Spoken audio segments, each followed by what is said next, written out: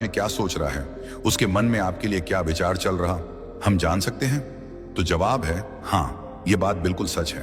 और आज मैं आपको बताने जा रहा हूं कि आप किसी का भी मन पढ़ सकते हैं, वह भी बड़े ही आसानी से। लेकिन इसके लिए आपको कुछ नियमों और कुछ बातों का ध्यान रखना होगा। किसी के मन की बात को पढ़ने की स्वतंत्रता हर किसी में होती है, बशर्ते आप इसे सही तरीके से सीखें और अभ्यास करें। आज हम इस कला को आचार्य चाणक्य की नीतियों और बुद्धिमत्ता के आधार पर समझेंगे। एक बार चाणक्य अपनी कुटिया के बाहर बने छोटे से बगीचे में गए और एक गुलाब का फूल तोड़कर लाए। उन्होंने चंद्रगुप्त से कहा, इस फूल को देखो, क्या यह सुंदर नहीं है? चंद्रगुप्त ने हामी भरी, लेकिन उसका मन कहीं और था। चाणक्य ने फिर पूछा, क्या तुम्हें गुलाब की खुशबू पसंद है? चंद्रगुप्त ने जल्दी से जवाब दिया, हाँ आचार्य, बहुत अच्छी है। चाणक्य ने हल्के से हंसते हुए कहा, युवक, तुमने फूल को सूंघा ही नहीं, फिर खुशबू कैसे पसंद आई? चंद्रगुप्त सकपका गया। चाणक्य ने आगे कहा, तुम्हारा मन यहां नहीं है, तुम मगध के सिंहासन के बारे में सोच रहे हो।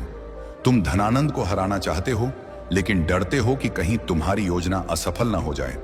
चंद्रगुप्त की आंखें आश्चर्य से फैल गईं। उसने सोचा, यह कैसे संभव है? मैंने तो कुछ कहा ही नहीं। चाणक्य ने चंद्रगुप्त को बैठने का इशारा किया और बोले, मन को पढ़ना कोई जादू नहीं है चंद्रगुप्त, यह एक कला है जो अभ्यास और शांति से आती है। मैंने तुम्हारी आंखों में वह आग देखी जो एक योद्धा की होती है। तुम्हारे चेहरे की रेखाएं मुझे बता रही थीं कि तुम किसी बड़े लक्ष्य के लिए बेचैन हो। तुम्हारी उंगलियां बार बार एक दूसरे से टकरा रही थीं, जो तुम्हारे डर और संकोच को दर्शाता है। और जब मैंने तुमसे फूल के बारे में पूछा, तुमने जल्दबाजी में जवाब दिया, क्योंकि तुम्हारा मन कहीं और था। चंद्रगुप्त ने पूछा, आचार्य, आपने यह सब कैसे जाना? क्या यह कोई तंत्र मंत्र है? चाणक्य हंसे और बोले, नहीं, यह तंत्र मंत्र नहीं, बल्कि मन की शांति और दूसरों के हाव भाव को समझने की कला है। मैंने अपने मन को इतना शांत कर लिया है कि मैं दूसरों के मन की हलचल को सुन सकता हूं। चाणक्य ने चंद्रगुप्त को अपने साथ एक प्रयोग करने को कहा। उन्होंने उसे एक शांत कोने में बैठने को कहा और बोले, दिन में 2 घंटे तुम चुप रहो, न बोलो न सोचो, बस अपनी सांसों को देखो। जब तुम्हारा मन शांत होगा, तुम दूसरों के मन को पढ़ पाओगे।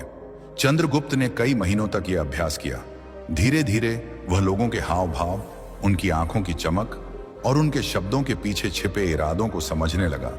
तब चाणक्य ने कहा, अब मैं तुम्हें पहले एक कहानी सुनाता हूं। तुम इस कहानी को ध्यान से सुनो, फिर इस कहानी के खत्म होते ही मैं तुम्हें मन की बात पढ़ने के 7 तरीके बताऊंगा। कई साल पहले हिमाचल की हरी भरी वादियों में सरयू नदी के किनारे एक छोटा सा गांव था। वहां 2 भाई बहन रहते थे। बड़ा भाई रमेश, जो देख नहीं सकता था, और छोटी बहन अनीता, जो गांव में एक छोटा सा बगीचा संभालती थी। अनीता का बगीचा खूबसूरत था, लेकिन जंगली जानवर अक्सर उसकी फसलें बर्बाद कर देते थे। अनीता को इससे बहुत परेशानी होती थी। एक दिन उसने सोचा कि क्यों ना अपने अंधे भाई रमेश की मदद ली जाए, जो अपनी तीक्ष्ण सुनने की क्षमता से जानवरों की मौजूदगी को भांप सकता था। अनीता ने बगीचे के बीच में एक छोटा सा मचान बनाया और रमेश को वहां बिठाया। उसने कहा, भैया, अगर तुम्हें किसी जानवर की आहट सुनाई दे तो अपनी लाठी से मचान पर जोर से ठोक देना, इससे जानवर डरकर भाग जाएंगे। रमेश ने अपनी बहन की बात मान ली और हर दिन मचान पर बैठकर बगीचे की रखवाली करने लगा। जब भी उसे कोई आहट सुनाई देती, वह लाठी ठोकता और जानवर भाग जाते। इस तरह बगीचा सुरक्षित रहने लगा। एक दिन एक शाही सिपाही, जो एक जंगली सूअर का पीछा कर रहा था, बगीचे के पास पहुंचा। उसने रमेश को देखा और पूछा, क्या तुमने यहां एक सूअर देखा है? रमेश ने जवाब दिया, मैं अंधा हूं, मैं कैसे देख सकता हूं, पर मैं इतना बता सकता हूं कि जो जानवर यहां से गुजरा वह तुम्हारे पीछा करने लायक नहीं है। तुम अपना समय बर्बाद कर रहे हो। सिपाही हैरान हुआ और बोला, तुम अंधे हो, फिर भी इतने यकीन से कैसे कह सकते हो कि वह सूअर पीछा करने लायक नहीं है? रमेश ने शांति से समझाया, मैंने उस जानवर के कदमों की आहट सुनी। उसकी चाल भारी और धीमी थी, जैसे कोई गर्भवती मादा जानवर हो। एक सिपाही को ऐसी मादा का शिकार नहीं करना चाहिए। सिपाही और भी हैरान हुआ। उसने अपने साथियों को उस जानवर को ढूंढने भेजा। जब वे लौटे, उन्होंने बताया कि रमेश सही था, वह एक गर्भवती मादा सूअर थी। सिपाही ने रमेश से पूछा, तुमने यह सब कैसे जाना? रमेश ने कहा, मैं देख तो नहीं सकता, पर मैं आहटों और हलचल को समझता हूं। उस जानवर की भारी चाल और धीमी गति से मुझे पता चला कि वह गर्भवती है। सिपाही रमेश की बुद्धि से प्रभावित होकर उससे एक और सवाल पूछता है, तुम इतने समझदार हो, क्या तुम बता सकते हो कि मेरी पत्नी मेरे प्रति वफादार है या नहीं? रमेश ने जवाब दिया, ऐसा सवाल तुम्हारे मन में क्यों उठा? पर ठीक है, मैं जवाब दूंगा। इसके लिए मुझे तुम्हारी पत्नी से अकेले में मिलना होगा। सिपाही पहले तो गुस्सा हुआ, लेकिन फिर मान गया और अपनी पत्नी रानी सावित्री को रमेश के साथ एक कमरे में भेज दिया। कमरे में रमेश ने सावित्री से कहा, मुझे तुम्हें छूना होगा। यह सुनते ही सावित्री गुस्से में आ गई और रमेश को मारने लगी। रमेश ने किसी तरह अपनी जान बचाई और सिपाही के पास लौटा। उसने कहा, तुम्हारी पत्नी वफादार नहीं है। सिपाही गुस्से में तलवार निकालकर सावित्री के पास गया और पूछा, सच बताओ, क्या तुम वफादार हो? सावित्री ने कहा, मैं वफादार नहीं हूं। सिपाही हैरान हुआ और रमेश से पूछा, तुमने यह कैसे जाना? रमेश ने समझाया, मैंने कहा कि मैं उसे छूना चाहता हूं। वह इतने गुस्से में आ गई कि मुझे मारने लगी। एक वफादार पत्नी किसी अनजान पुरुष को छूने से मना करती, पर उसने मुझे मारा और इस दौरान मेरा पूरा शरीर छुआ। ऐसी औरत वफादार कैसे हो सकती है? सिपाही ने फिर पूछा, एक और सवाल, क्या मैं अपने पिता का बेटा हूं या किसी और का? रमेश ने कहा, तुम इस राज्य के सिपाही हो, इस सवाल का क्या मतलब? पर ठीक है, मैं जवाब दूंगा, लेकिन तुम्हें वादा करना होगा कि तुम गुस्सा नहीं करोगे। सिपाही ने वादा किया और रमेश ने कहा, तुम अपने पिता के बेटे हो, पर तुम पर एक कंजूस जमींदार की छाया भी है।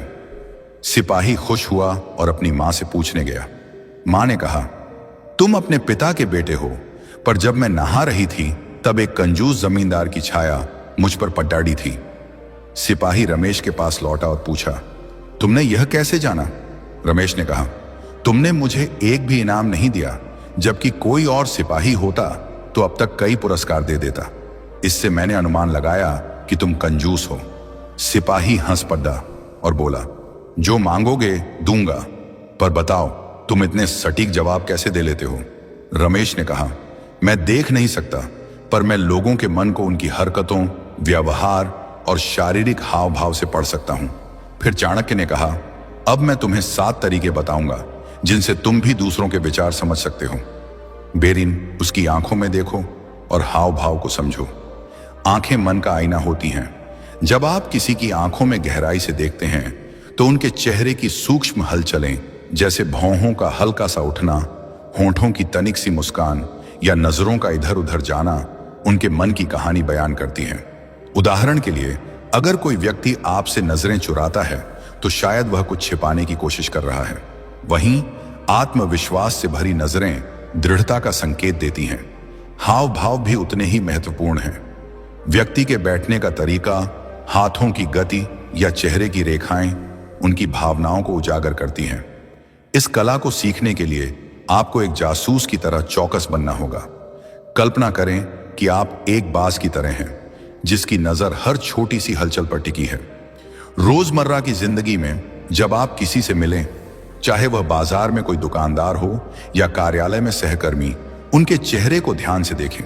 क्या उनकी मुस्कान सच्ची है या सिर्फ औपचारिक? क्या उनकी आंखों में उत्साह है या उदासी? शुरू में यह मुश्किल लग सकता है, लेकिन धीरे धीरे आप छोटी छोटी बातों को पकड़ना सीख जाएंगे।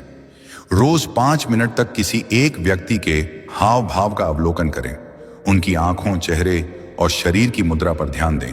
एक डायरी में नोट करें कि आपको क्या संकेत मिले। समय के साथ आप बिना शब्दों के ही लोगों के मन को पढ़ना शुरू कर देंगे। यह अभ्यास आपको एक कुशल मनोवाचक बनाएगा, जो दूसरों की भावनाओं को तुरंत भांप लेता है।